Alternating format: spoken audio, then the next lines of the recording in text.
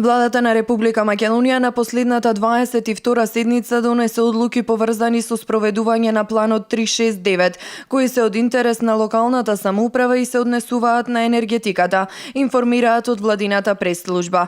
На седницата владата ја донесе уредбата за методологија за распределба на приходите од данокот на додадена вредност по општини за 2018 година. На седницата беше истакнато дека оваа уредба спаѓа во делот на оние документи кои се од особена важност за рамномерниот развој на општините, како дел од стратешките определби на владата, се вели во соопштението. На предлог на Министерството за внатрешни работи, владата ја разгледа и усвои информацијата за потребата од изготвување на стратегија за јакнење на капацитетите за водење финансиски истраги и конфискација на имот, со акционен план за нејзино спроведување. За предлогот за конфискација им препорачаа на надлежните служби и агенции да обезбедат информации и кадровски потенцијал за реализација на регулативата.